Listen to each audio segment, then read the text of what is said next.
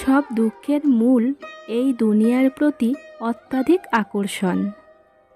একজন আহত ব্যক্তি তার যন্ত্রণা যত সহজে ভুলে যায়, একজন অপমানিত ব্যক্তি তত সহজে অপমান ভোলে না। ভবিষ্যতে যার কাছ থেকে তুমি সবচেয়ে বেশি কষ্টটি পাবে, আজ সে তোমার কাছের একজন। সবার সাথে তাল মিলিয়ে যে কথা বলে সে ব্যক্তিত্বহীন।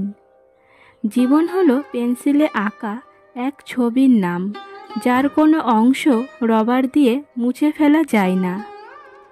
যে জাতি তার বাচ্চাদের বিড়ালের ভয় দেখিয়ে ঘুম পাড়ায়, তারা সিংহের সাথে লড়াই করা কিভাবে শিখবে? যারা পানিতে ডুবে যাওয়ার ভয়ে তার সন্তানকে ডোবায় নামতে দেয় না, কিভাবে সে সন্তান আটলান্টিক পাড়ি দেবে?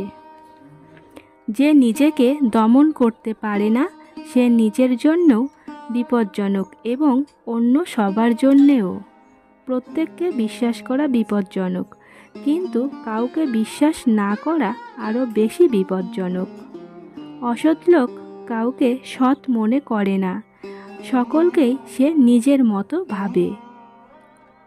ভীরুরা মরার আগে বারবার মরে, সাহসীরা মৃত্যুর স্বাদ একবারই গ্রহণ করে। সেই যথার্থ মানুষ যে জীবনের পরিবর্তন দেখেছে এবং পরিবর্তনের সাথে নিজেও পরিবর্তন হয়েছে। যদি তুমি কখনো অপমানিত বোধ করো, তবে অপরকে সেটা বুঝতে দেবে না। যে দৃষ্টির সঙ্গে মনের যোগাযোগ নেই, সে তো দেখা নয়, তাকানো। পূর্ণ অর্জন অপেক্ষায় পাপ বর্জন করা শ্রেষ্ঠতর। কৃতজ্ঞ কুকুর অকৃতজ্ঞ মানুষের অপেক্ষা শ্রেয়। ভবিষ্যৎকে জানার জন্যই আমাদেরকে অতীত জানা উচিত। সাফল্যের 3টি শর্ত: অন্যের থেকে বেশি জানুন, অন্যের থেকে বেশি কাজ করুন, অন্যের থেকে কম আশা করুন।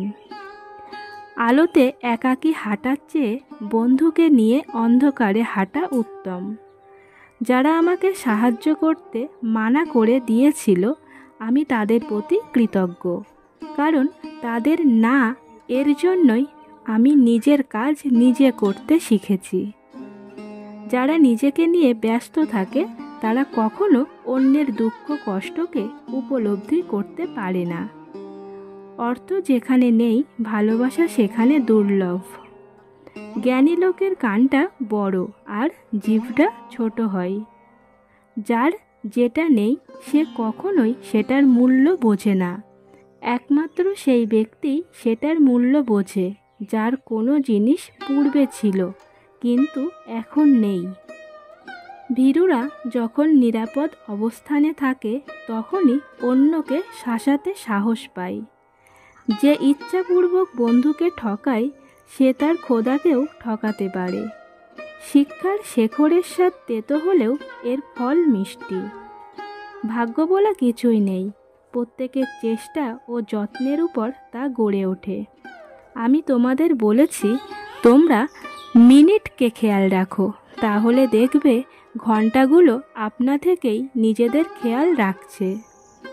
নদীতে স্রোত আছে, তাই নদী বেগবান।